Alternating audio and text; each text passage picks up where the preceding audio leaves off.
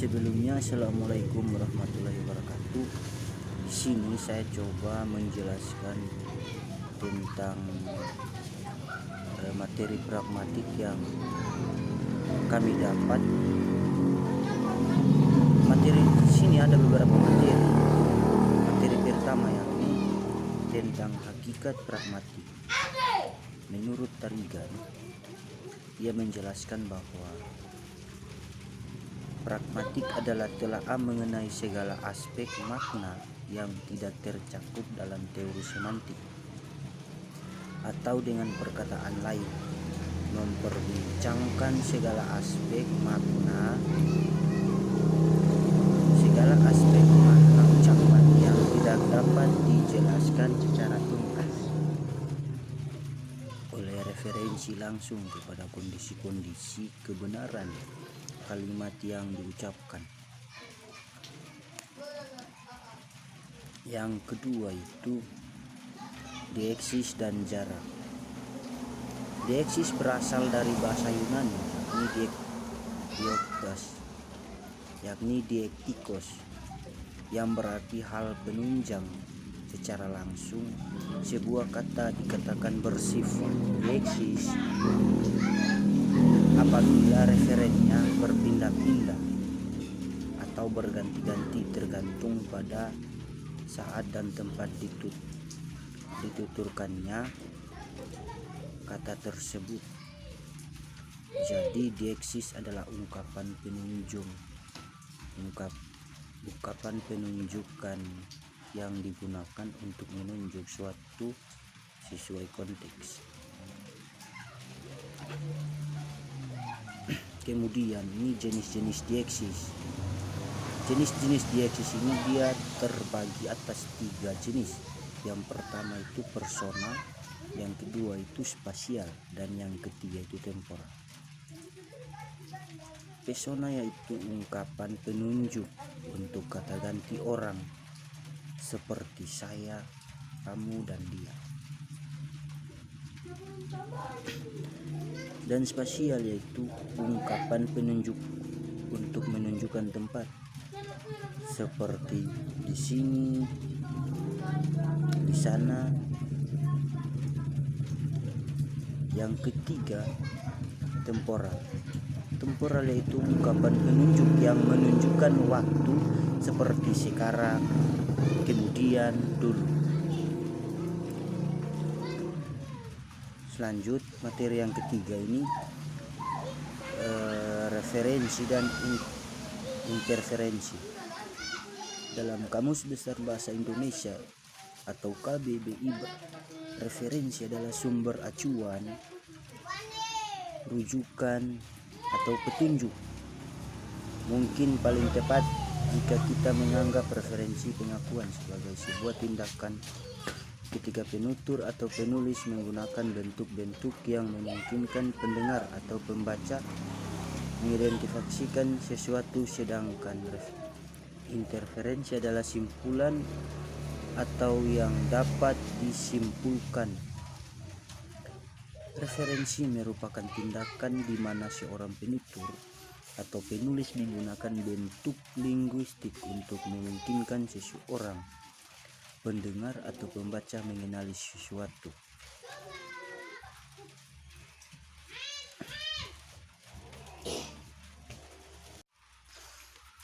Kemudian referensi terkait dengan peran maksud penutur, misalnya untuk mengenali sesuatu dan keyakinan penutur, yaitu dapatkan pendengar diharapkan untuk mengetahui pengetahuan yang khusus dalam pemakaian bahasa.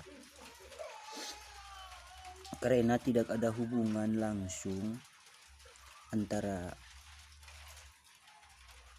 entitas dan kata-kata, tugas pendengar adalah menyimpulkan secara benar entitas nama yang dimaksud oleh penutur untuk dikenali benar dengan menggunakan suatu ungkapan pengacuan yang khusus. Versi referensi yang disajikan ialah referensi yang di dalamnya pada suatu maksud dasar untuk mengenali dan suatu kerjasama pengenalan tujuan di lapangan. Proses ini tidak hanya membutuhkan kerjasama antara seseorang penutur dan pendengar. Proses ini nampaknya berfungsi dalam istilah-istilah kaidah antara seluruh anggota masyarakat yang memiliki secara bersama-sama sesuatu bahasa dan budaya umum. Kemudian materi yang keempat ini peranggapan. Peranggapan atau preposisi adalah pengetahuan bersama yang dimiliki oleh penutur dan mitra tutur yang melatar belakangi suatu tindak tutur. Kesamaan peranggapan atau memperlancar komunikasi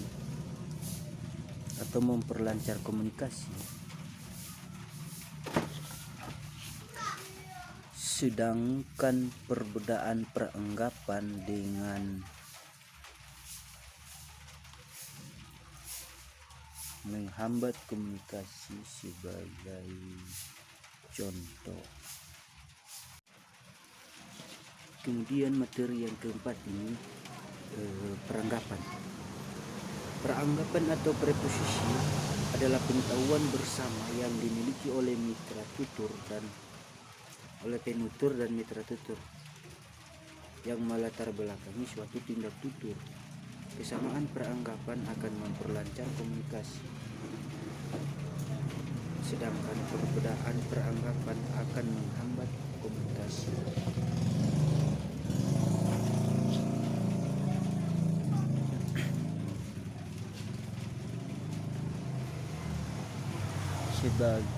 Sebagai contoh, saat menanggapi pertanyaan penutur pada suatu mobil, saya melaju dengan kecepatan tinggi. Mitra tutur akan dulu mengetahui bahwa penutur memiliki mobil. Mitra tutur akan menanggapi kamu punya mobil. Peranggapan penutur salah dan komunikasi menjadi terhambat. Peranggapan penutur itu salah dan menjadi terhambat. Peranggapan adalah kesimpulan atau asumsi awal penutur sebelum melakukan tuturan bahwa apa yang akan disampaikan juga dipahami oleh mitra tutur. Jenis peranggapan yaitu preposisi ekstensial, preposisi faktif, preposisi non-faktif, dan presuposisi leksikal, presuposisi tekstural, dan preposisi konterfaktual. Nah, kemudian sini saya coba menyampaikan tentang jenis-jenis peranggapan. Jenis-jenis peranggapan ada beberapa jenis peranggapan. Jenis pertama ini preposisi eksistensial. Preposisi eksistensial adalah peranggapan yang menunjukkan eksistensi atau keberadaan jati diri di referen yang diungkapkan dengan kata definitif. Nah, ini contoh pertama itu orang itu berjalan. Contoh kedua itu ada orang berjalan.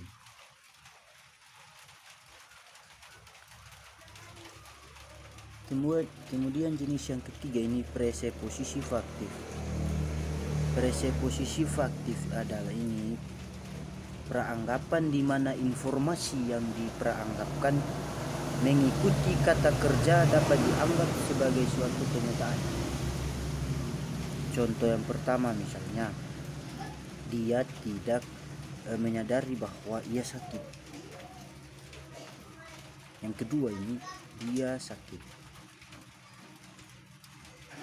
Kemudian jenis yang ketiga ini presuposisi leksikal.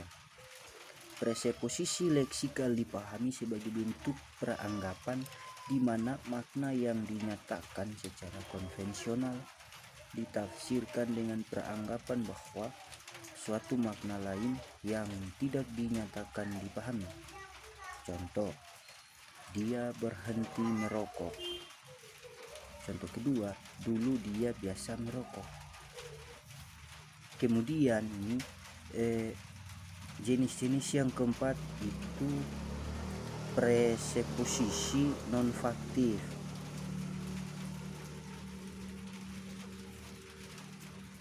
Preseposisi non-faktif adalah suatu peranggapan yang diasumsikan tidak benar. Contoh yang pertama ini, misalnya saya sembayangkan berada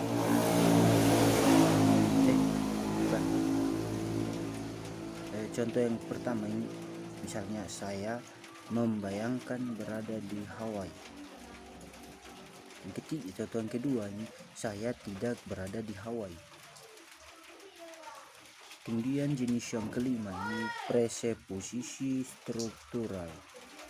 Preseposisi struktural mengacu pada struktur kalimat tertentu, telah dianalisis sebagai peranggapan secara tetap dan konvensional bahwa bagian struktur itu sudah diasumsikan kebenarannya. Hal ini tampak dalam kalimatannya secara konvensional diinterpretasikan. Hal ini tampak dalam kalimatannya secara konvensional diinterpretasikan dengan kata tanya, kapan dan di mana, sesudah diketahui sebagai masalah. Contoh ini pertama ini, kapan dia pergi. Nah, contoh kedua ini, dia pergi. Kemudian jenis yang keenam ini preseposisi konterfaktual. Ini saya coba menyampaikan jenis peranggapan yang keenam, itu jenis preposisi konterfaktual. Preposisi peranggapan konterfaktual berarti bahwa yang diperanggapan tidak hanya tidak benar, tetapi juga merupakan kebalikan lawan dari benar atau bertolak belakang dengan kenyataan. Itu ada beberapa jenis-jenis, yang ada 6 jenis kalau tidak salah. Kemudian ini materi yang kelima, tentang implikatur. Implikatur menurut Brown dan Yo ini makna tersirat implicit meaning, atau implikatur adalah makna atau pesan yang tersirat dalam ungkapan lisan atau wacana tulis. Kata lain, implikatur adalah ungkapan secara tidak langsung, yakni makna ungkapan tidak tercermin dalam kosakata secara literal. Dalam pemakaian bahasa dapat diimplikatur yang disebut implikatur konvensional, yaitu implikatur yang ditentukan oleh arti konvensional kata-kata yang dipakai. Contoh A, contoh option A ini, dia orang Palembang, karena itu dia pemberani.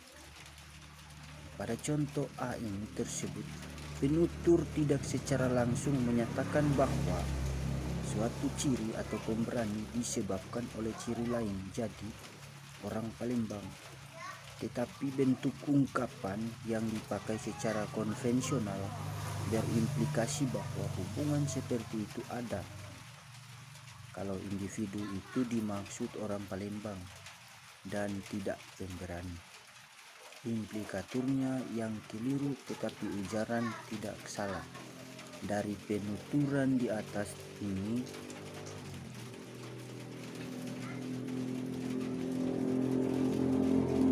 ada beberapa faedah konsep implikator, yaitu yang pertama, dapat memberikan penjelasan makna atau fakta-fakta kebahasaan yang tidak terjangkau oleh teori-teori linguistik.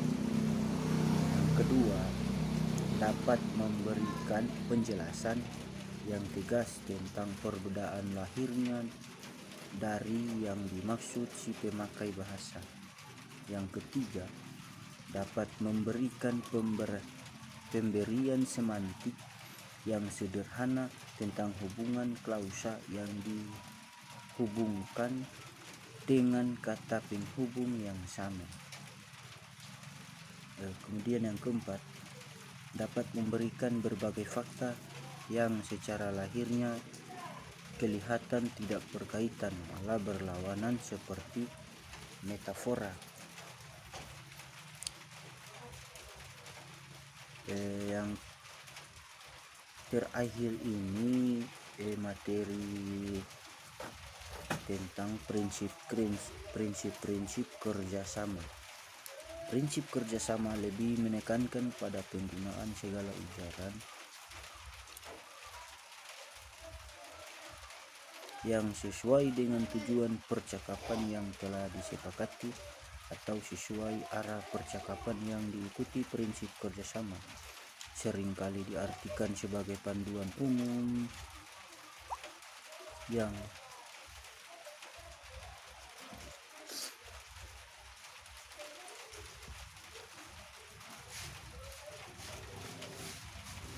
melengkapi interaksi percakapan. Prinsip kerjasama membuat kontribusi peserta menjadi tepat dalam sebuah percakapan. Yang pertama ini ada beberapa jenis maksim percakapan yang merealisasi.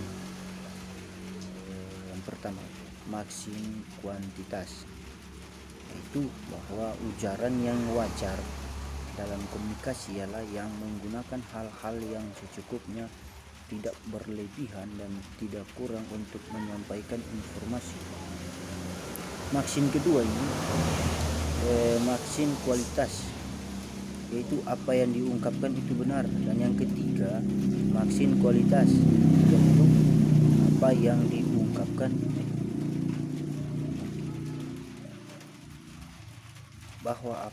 diungkapkan itu relevan dengan situasi yang ada dalam dan sekitar berbahasa.